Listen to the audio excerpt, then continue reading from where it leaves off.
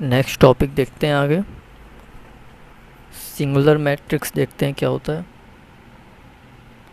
Singular matrix ऐसी matrix जिसका determinant value zero हो उसे हम कहते हैं सिंगुलर मैट्रिक्स। डेफिनेशन होगी इसकी, स्क्वायर मैट्रिक्स उस determinant is zero. Square matrix क्यों? क्योंकि डिटर्मिनेंट हम स्क्वायर मैट्रिक्स का ही इवेल्यूएट करते हैं। सपोज़ एक मैट्रिक्स है ए, 2x2 ऑर्डर का स्क्वायर मैट्रिक्स है जिसकी एंट्रीज़ हैं x 8 4 2x। हमें x की वैल्यू निकालनी है और कंडीशन है कि ये मैट्रिक्स जो A है सिंगुलर है।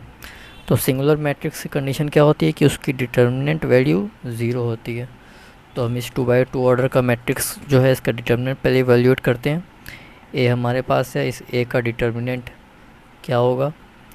This into this x into 2x minus this into this 4 into 8 which is equal to 0. This is 2x square minus 32 is equal to 0.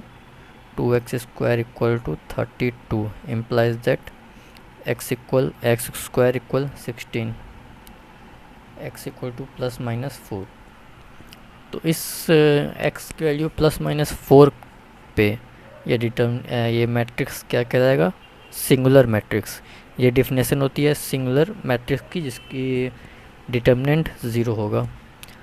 अगर सपोज़ कोई मैट्रिक्स 1 ऑर्डर का है तो 1/1 ऑर्डर इसकी एंट्री सपोज़ 5 है, तो इसका डिटर्मिनेंट क्या होगा? ये खुद वैल्यू ही इसका डिटर्मिनेंट होगा 1/1 ऑर्डर के मैट्रिक्स के लिए। अब कुछ डिटर्मिनेंट्स की प्रॉपर्टीज़ देख लेते हैं। प्रॉपर्टीज़ क्या क्या हैं डिटर्मिनेंट की? प्रॉपर्टीज़ ऑफ डिटर्मिनेंट्स देखते हैं। प्रॉपर्टीज़ ऑफ डिटर्मिनेंट्स, पहली प्रॉपर्टी देखते हैं।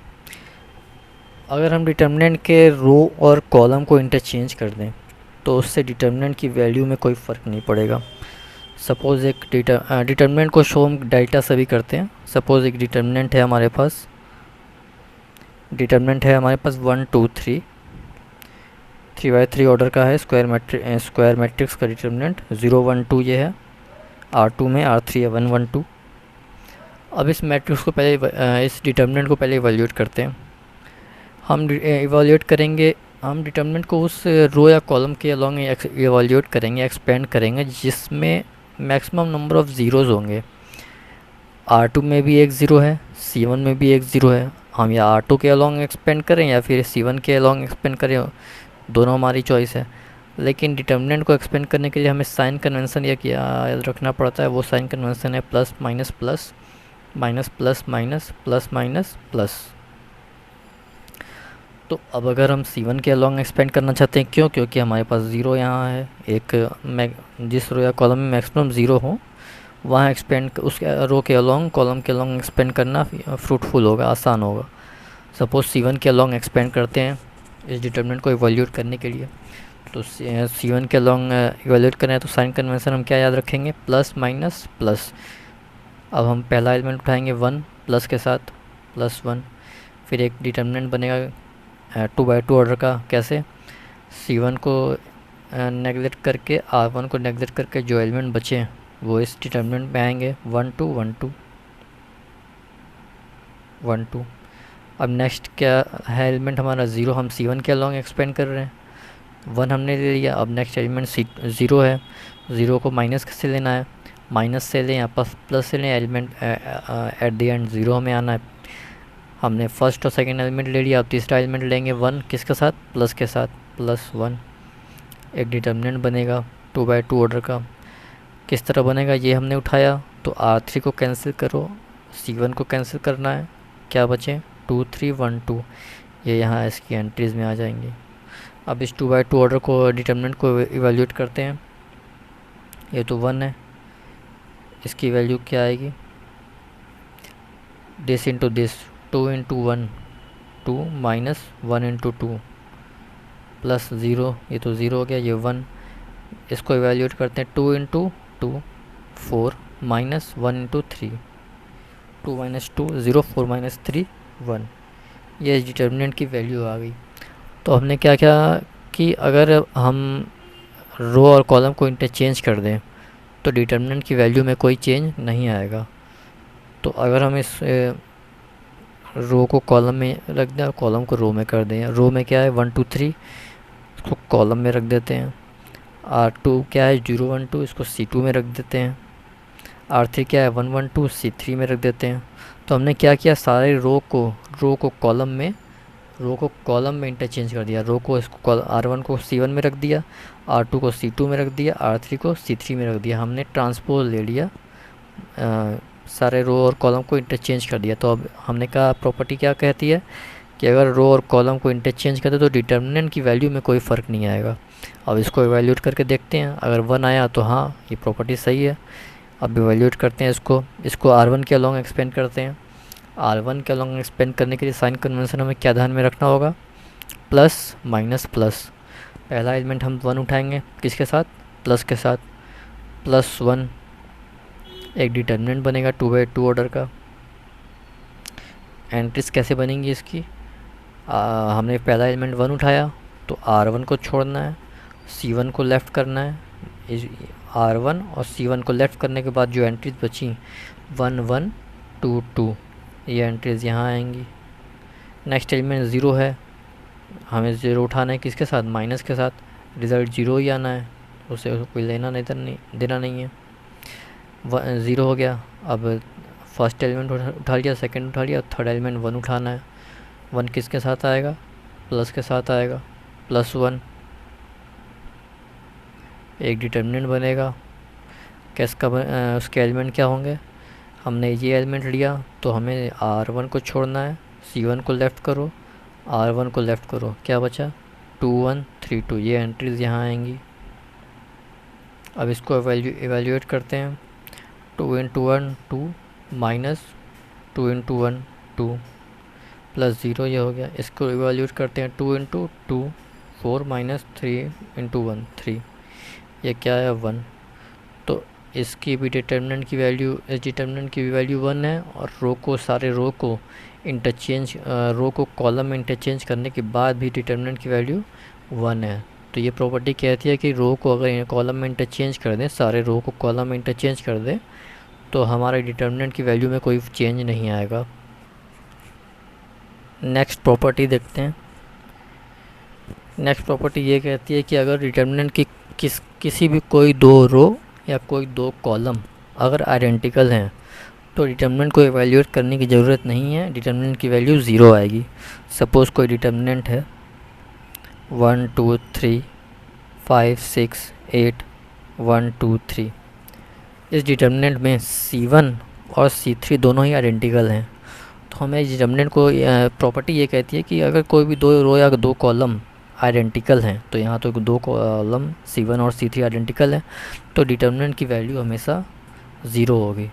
अगर सपोज़ एक डिटर्मिनेंट होता है जिसके दो रो आइडेंटिकल हैं, सपोज़ 5 6 1 2 3 2 5 6 1, यहाँ R1 और R3 आइडेंटिकल हैं 5 6 1 5 6 1, तो जब भी दो रो या दो कॉलम आइडेंटिकल हों तो डिटर्मिनेंट की वैल्यू हमेशा 0 होगी। ये हमें इवैल्यूएट करने की ज़रूरत नहीं है, ये प्रॉपर्टी है कि अगर दो आइडेंटिकल रो को प्रेजेंट है तो डिटर्मिनेंट हमेशा 0 होगा। नेक्स्ट प्रॉपर्टी देखते हैं। अगर हम डिटर्मिनेंट में किसी रो या किसी कॉलम में किसी स्केलर से मल्टीप्लाई करते हैं तो उसके बाद हमें उस डिटर्मिनेंट को भी पूरे 5 से डिवाइड करना होगा। सपोज़ एक डिटर्मिनेंट है 1 3 5 6 2 8 1 2 3। सपोज़ हम R1 में 5 से मल्टीप्लाई करना चाहते हैं तो ऑपरेशन लगाएंगे, R1 changes to 5 times R1, तो R1 चेंज होके क्या, ये डिटर्मिनेंट है, तो R1 में 5 से हमने मल्टीप्लाई करना है, 5 into 1 5 into 3 5 into 5, R2 R3 unchange रहना है। तो ये प्रॉपर्टी ये कहती है कि अगर हम किसी भी किसी भी रो या किसी भी कॉलम में किसी नंबर से अगर मल्टीप्लाई करते हैं तो उसके बाद पूरे डिटर्मिनेंट में उस नंबर से डिवाइड करना होगा। R1 में हमने क्या ऑपरेशन लगाया, 5 से मल्टीप्लाई किया, 5 टाइम्स ऑफ R1, तो R1 चेंज हो गया, 5 टाइम्स ऑफ R1 बन गया। फिर इस डिटर्मिनेंट के बाहर हमें उस नंबर जिससे हमने मल्टीप्लाई किया है उसी से हमने इस डिटर्मिनेंट के बाहर हमें डिवाइड करना है। ये तीसरी प्रॉपर्टी हो गई। नेक्स्ट प्रॉपर्टी देखते हैं। इसी में सपोज़ अगर हम करते हैं इसी में, अब इस डिटर्मिनेंट में हम ऑपरेशन करते हैं, C1 में चेंज कर रहे हैं, सपोज 2 टाइम्स C1 में हमने चेंज किया 2 टाइम्स ऑफ C1। तो C1 में C1 के सारे एलिमेंट में 2 से मल्टीप्लाई करना है, 5 into 2, 6 into 2, 1 into 2, C2 C3 तो अनचेंज रहना है, 25, 8, 3, ये 1/5 तो पहले सही था। क्योंकि हमने C1 में 2 से मल्टीप्लाई किया तो अब हमें पूरे डिटर्मिनेंट के बाहर भी उस नंबर से डिवाइड करना पड़ेगा, इंटू 1/2। तो यही है प्रॉपर्टी थर्ड की, अगर किसी रो में किसी कॉलम में नंबर से मल्टीप्लाई कर रहे हैं तो उसको उस नंबर से बाहर, उस डिटर्मिनेंट के बाहर उस नंबर से उस डिटर्मिनेंट को डिवाइड करना पड़ेगा उस नंबर से। यह है तीसरी प्रॉपर्टी। सपोज़ किसी डिटर्मिनेंट को हम किसी नंबर से मल्टीप्लाई करना चाहते हैं। प्रॉपर्टी 4, सपोज़ कोई डिटर्मिनेंट है डेल्टा इक्वल टू 1 3 0 1 2 1 0 1 2। अब इस डिटर्मिनेंट को हम 2 से मल्टीप्लाई करना चाहते हैं। सपोज़ 2 टाइम्स ऑफ डेल्टा क्या हो जाएगा, 2 टाइम्स ऑफ दिस डिटर्मिनेंट 1 3 0 1 2 1 0 1 2। तो हमने इस डिटर्मिनेंट को 2 से मल्टीप्लाई करना है और इस 2 को हम अगर डिटर्मिनेंट के अंदर ले जाना चाहते हैं तो हम इस 2 को किसी भी एक रो या किसी भी एक कॉलम में मल्टीप्लाई करेंगे, ना कि 2 को पूरे एलिमेंट में मल्टीप्लाई करेंगे जैसा हम मैट्रिक्स में करते हैं। अगर ये मैट्रिक्स होता तो इस 2 को हम सारे एलिमेंट में मल्टीप्लाई करते हैं, लेकिन डिटर्मिनेंट में अगर हम किसी नंबर से मल्टीप्लाई कर रहे हैं तो इस नंबर को किसी भी एक रो में या किसी भी एक कॉलम में मल्टीप्लाई करेंगे। सपोज़ अब हम किसी R1 में मल्टीप्लाई करना चाहते हैं, अब तो टू डेल्टा क्या हो जाएगा, R1 में मल्टीप्लाई करेंगे, 2 1 जा 2, 2 3 जा 6, 2 इंटू 0 0, R2 R3 अनचेंज रहना है, 0 1 2। अब इस डिटर्मिनेंट को इवैल्यूएट करेंगे हम, तो जो आंसर आएगा वो यही 2 इंटू, अगर हम इस डिटर्मिनेंट को इवैल्यूएट करते हैं फिर 2 से मल्टीप्लाई करते हैं तो वही वैल्यू अब आएगी जब हमने इस 2 को R1 में मल्टीप्लाई कर दिया। तो ये प्रॉपर्टी क्या कहती है कि अगर हम किसी नंबर से पूरे डिटर्मिनेंट को मल्टीप्लाई कर रहे हैं तो इस नंबर को अंदर ले जाना है तो किसी भी एक रो या किसी भी एक कॉलम में मल्टीप्लाई करेंगे, ना कि पूरे एलिमेंट में मल्टीप्लाई करेंगे। 2 को हमने ऐसा भी कर सकते थे, सपोज़ 2 डेल्टा जैसे हमने R1 में मल्टीप्लाई किया तो हम ऐसा भी कर सकते थे, इस 2 को हम C1 में मल्टीप्लाई कर दें तो 2 इंटू 1 2 इंटू 1 2 इंटू 0, फिर ये C2 और C3 अनचेंज रहना है, 0 1 2। तो ये डिटर्मिनेंट दोनों की वैल्यू सेम आएगी, ये दोनों ही डिटर्मिनेंट वैल्यू सेम देंगे। ये है हमारी फोर्थ प्रॉपर्टी। नेक्स्ट प्रॉपर्टी देखते हैं, प्रोपोर्शनलिटी। नेक्स्ट प्रॉपर्टी है प्रोपोर्शनलिटी प्रॉपर्टी। अगर कोई भी किसी डिटर्मिनेंट का किसी रो या किसी 2 कॉलम प्रोपोर्शनल है, सपोज़ 1 2 3 7 -9 6 5 10 15, किसी डिटर्मिनेंट के किसी भी 2 रो या कॉलम, कोई भी 2 रो या कोई 2 पर्टिकुलर कॉलम अगर प्रोपोर्शनल हैं तो डिटर्मिनेंट की वैल्यू हमेशा 0 होगी, हमें उससे इवैल्यूएट करने की ज़रूरत नहीं है। यहाँ C1 हमें दिख रहा है कि C1 के एलिमेंट का रेशियो क्या है, 1:2:3। C3 के एलिमेंट का अगर रेशियो देखें तो 5:10:15 विच इज़ इक्वल टू 1:2:3। तो हमने देखा C1 और C3 are in same proportion, या फिर हम कह सकते हैं C1 और C3 is proportional with C1। और C1 is proportional with C3। तो अगर किसी दो रो या दो कॉलम प्रोपोर्शन में है तो डिटर्मिनेंट की वैल्यू हमेशा 0 होगी। ये होती है हमारी फिफ्थ प्रॉपर्टी। सिक्स्थ प्रॉपर्टी देखते हैं। सिक्स्थ प्रॉपर्टी ये है कि अगर किसी भी रो या किसी भी कॉलम में सारे एलिमेंट 0 हैं तो उस डिटर्मिनेंट की वैल्यू हमेशा 0 होगी। सपोज़ ये डिटर्मिनेंट है, इसमें हमने देखा कि सेकंड रो के सारे एलिमेंट 0 हैं, तो इस डिटर्मिनेंट को हमें इवेल्यूएट करने की ज़रूरत नहीं है, इसकी वैल्यू हमेशा 0 होगी। अगर सपोज़ है तो ऐसा होता है कि हमें इस डिटर्मिनेंट के C1 1 2 3 1 5 2 इस डिटर्मिनेंट में क्या है, C1 के सारे एलिमेंट 0 हैं। किसी भी रो या किसी भी कॉलम के सारे एलिमेंट अगर 0 हैं तो इस डिटर्मिनेंट की वैल्यू हमेशा 0 होगी, सो इसे इवेल्यूएट करने की ज़रूरत नहीं है। नेक्स्ट प्रॉपर्टी देखते हैं, स्विचिंग प्रॉपर्टी। सपोज़ कोई डिटर्मिनेंट है 1 2 3 0 1 4 2 1 9।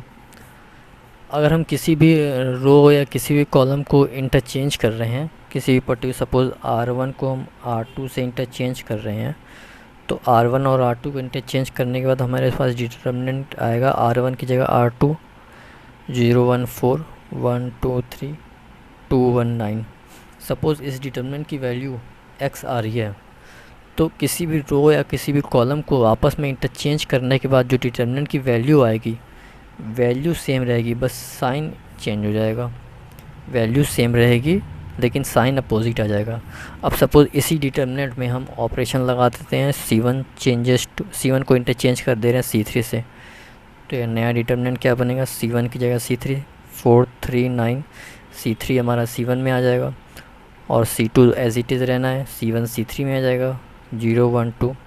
अब हमने क्या किया, इस और इस डिटर्मिनेंट में C1 और C3 को इंटरचेंज कर दिया, तो किसी भी दो रो या कॉलम को इंटरचेंज करने के बाद डिटर्मिनेंट की वैल्यू में कोई चेंज नहीं आएगा, बस साइन में चेंज आ जाएगा। हमने यहाँ से इंटरचेंज किया है तो यहाँ माइनस था, तो अब यहाँ प्लस आ जाएगा। ये हमारी सेवेंथ प्रॉपर्टी। एट्थ प्रॉपर्टी देखते हैं। अगर डिटर्मिनेंट का किसी भी रो या किसी भी कॉलम किसी दो नंबर के एडिशन या सब्सट्रैक्शन में है, सपोज़ A1 x C1 के एलिमेंट हैं A1 x1 plus B1 A2 x2 plus B2 A3 x3 plus B3, और सपोज़ C2 के एलिमेंट है Y1 Y2 Y3, C3 के एलिमेंट है Z1 Z2 Z3। किसी भी रो या किसी भी कॉलम अगर किसी सम और एडिशन में प्रेजेंट है, सपोज़ यहाँ C1 किसी दो नंबर का एडिशन में प्रेजेंट है, तो हम इसको दो अलग अलग डिटर्मिनेंट में लिख सकते हैं। कैसे, A1 x1 A2 x2 A3 x3 Y1 Y2 Y3 Z1 Z2 Z3 plus के इसको हम लिख सकते हैं दो डिटर्मिनेंट के सम के अकॉर्डिंग। A1 x1 ये पहला टर्म और दूसरा डिटर्मिनेंट बनेगा दूसरे टर्म के साथ, B1 B2 B3 Y1 Y2 Y3 Z1 Z2 Z3। तो सपोज़ कोई डिटर्मिनेंट किसी डिटर्मिनेंट का रो या कॉलम में अगर कोई दो नंबर एडिशन सब्ट्रैक्शन में, तो हम उसे दो अलग अलग डिटर्मिनेंट में ब्रेक कर सकते हैं। एक पहले टर्म से बनेगा, एक दूसरे टर्म से बनेगा, बाकी जो कॉलम या रो बचेंगे वो अनचेंज रहेंगे। ये हमारी एट्थ प्रॉपर्टी।